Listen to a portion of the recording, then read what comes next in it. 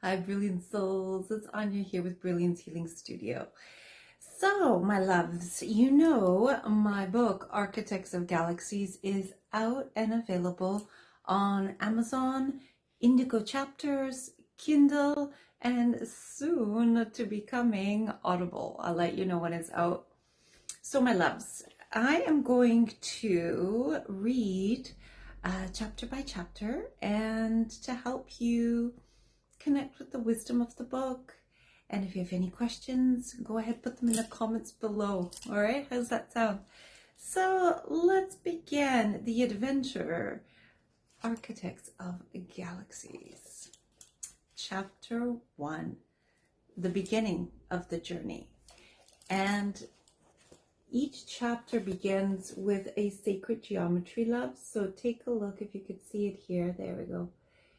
And the intention from the guidance that we received was to look at the sacred geometry before you read the chapter, or read the chapter and go back to it and use the sacred geometry to integrate the wisdom and information. And the wisdom and information in this book is also encoded with light frequency. So after you read it or after you listen to it, allow it to activate those codes, and you will feel it, you will see it. All right, my love. So chapter 1, in the beginning of the journey, we wanted to show her the beginning of her journey, how resilient she is. She just kept trying, and she has great power, but it's just her belief that stops her. If she could just change her belief, she could create just the same way as she does on the other side. So this book, give a little bit of background first. A client named Clara found me back in 2023 for her own private quantum healing hypnosis session. And it was through that session that we connected to her soul's first existence, which wasn't a human life. She was part of the collective called the Architects, who created Earth. So I asked her after her session, would she be willing to come back and I could be a reporter and interview the architects, as I knew this information needed to get out to everybody. We all need this. All right, love, so let's continue now. Chapter 1. I met Clara in 2023 when she reached out to book her own personal QHHT session, seeking clarity and a deeper connection to her soul. Our journey together began on January 18th, and although she admitted she wasn't entirely sure she would be able to be hypnotized, what unfolded during her session provided otherwise. As Clara shared with me afterwards, even during the induction stage, the visions she experienced were vivid, profound, and unlike anything she had encountered before. As we prepared for the hypnosis journey, Claire lay comfortably on the recliner in my studio.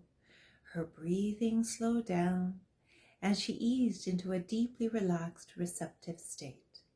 In this stillness, her consciousness entered a deep theta state, while her soul's wisdom began to gently unfold, revealing what she was ready to remember. So I asked her, "What do you notice around you?" Claire said, "It's quiet and peaceful. I'm standing in the middle of a white circular building. There are small rooms around me with colored lights in their windows." I asked her, "Do you feel alone here, or is there someone else with you?" She answered, "I'm by myself, but it doesn't feel lonely. It feels peaceful." The architects revealed the resilience that had defined Claire's soul across lifetimes. In this session, she reconnected with the memory of her soul's original existence, not merely as a witness to creation, but as an active participant. She was part of the collective known as the Architects, who helped shape Earth's energetic blueprint. Through Claire, the architect shared. We wanted her to remember how powerful she is, how her efforts, no matter how small they seemed, always contributed to the greater design. Then I asked, as you stand there, does this place feel familiar to you? Claire responded, yes.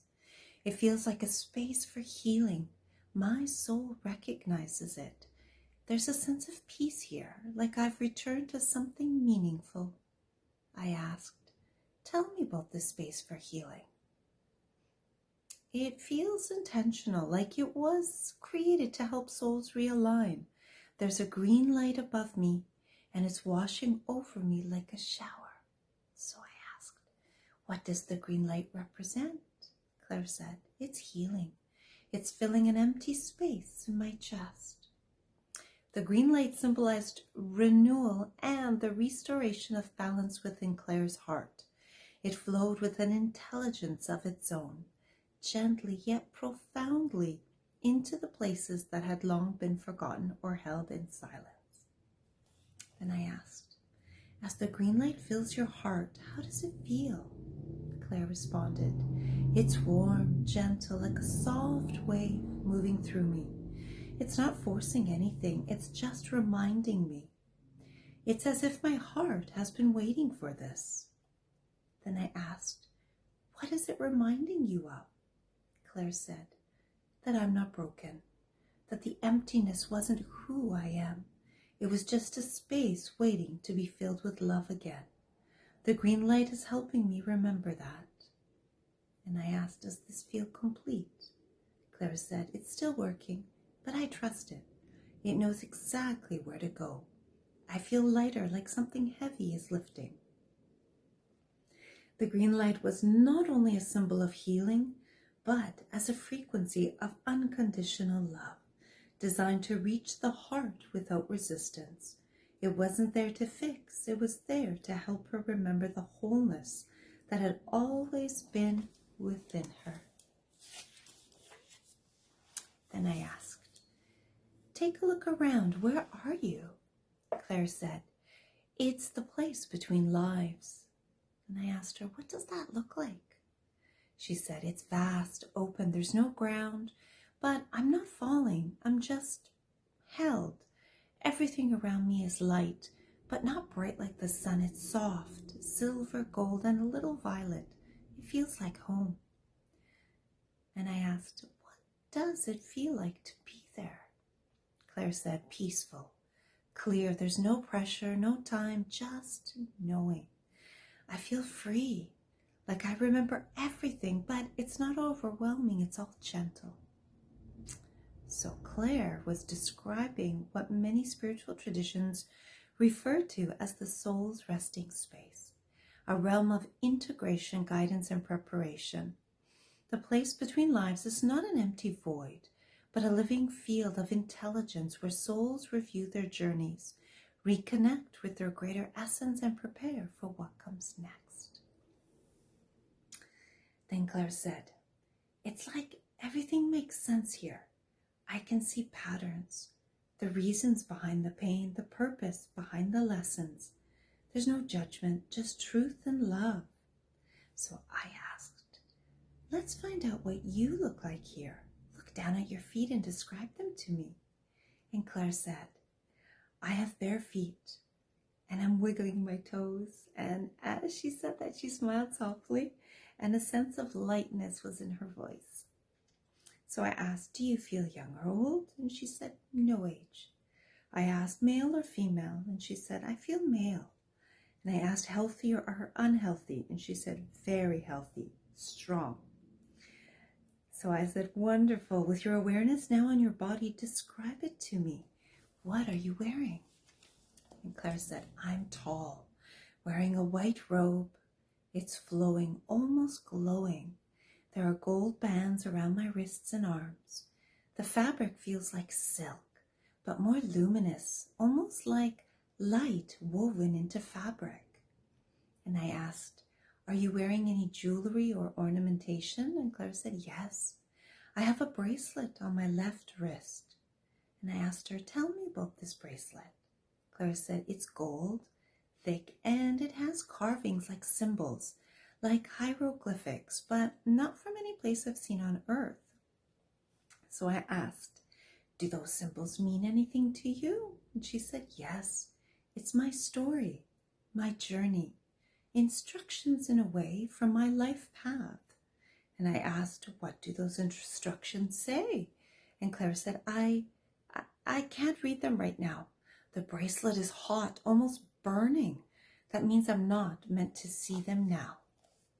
As Clara touched the golden bracelet, she immediately noticed it felt very hot. She explained that the heat signified that she was not supposed to read it. Respecting this, I continued asking questions to learn more about her and her journey.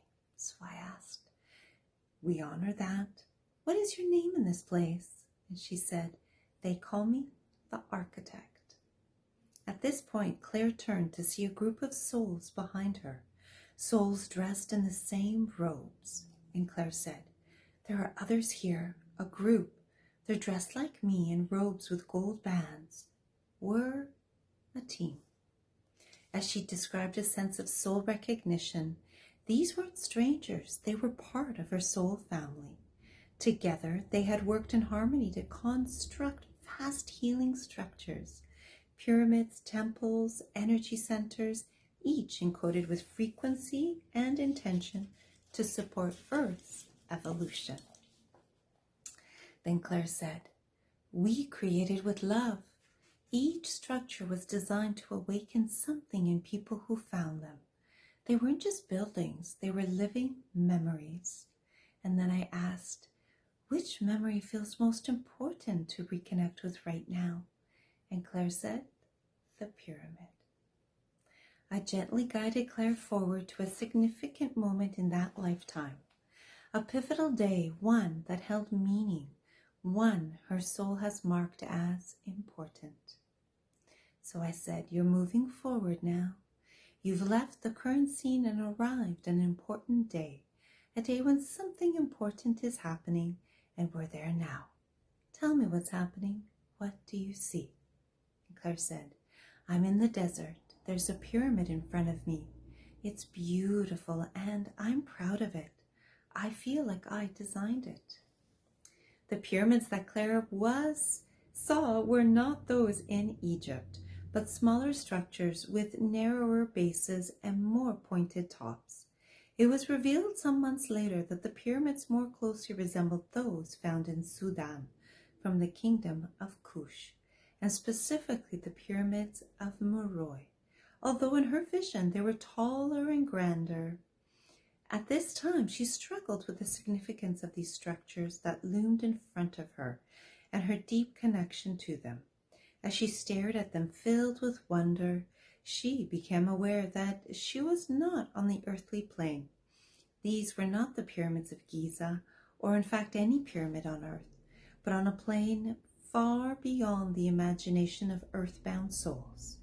She slowly turned, and in the distance she could see Earth, beautiful, suspended in space. It confirmed what she had begun to feel in her heart. She had crossed into a memory of her original soul's existence. In this place, she was not the builder, but the designer. She had helped bring these structures into being, not through tools or hands, but through intention, vibration, and vision. The pyramid represented a significant creation from Claire's original soul's existence, a manifestation of her role as an architect.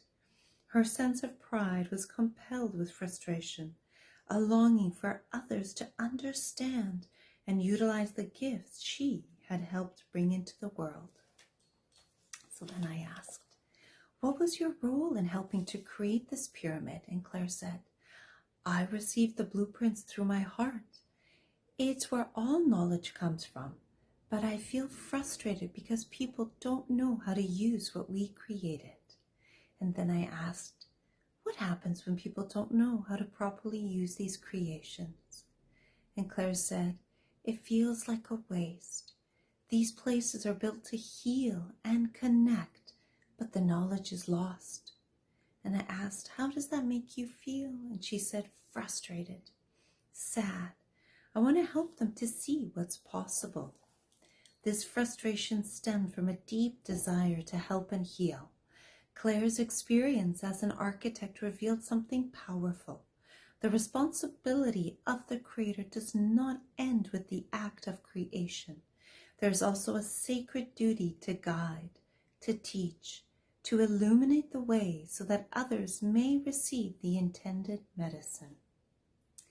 And something interesting, after the session, Clara texted me noticing a red mark on her left wrist, exactly where she had visualized the golden cuff during hypnosis. It was as if the energy of the cuff had left a tangible imprint, bridging the quantum experience with the physical realm. This unexpected mark served as confirmation of the journey she experienced. That's chapter 1, my loves, and then I go into journaling prompts to help you integrate what we had just read. So I'm going to actually stop there and just ask you a question from the journal, from the prompting. Where do you feel you underestimated your power? Where are you being called to reclaim it?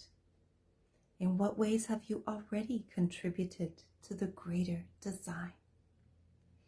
And what does it mean to you to be a creator, not just a witness in this life? So my loves, I'm going to stop there. That's chapter 1 of Architects of Galaxies. I hope you enjoyed it, and I hope you enjoyed hearing me reading it to you. All my love, until next time. Be the architect. Create the beautiful, beautiful designs of your heart. All my love.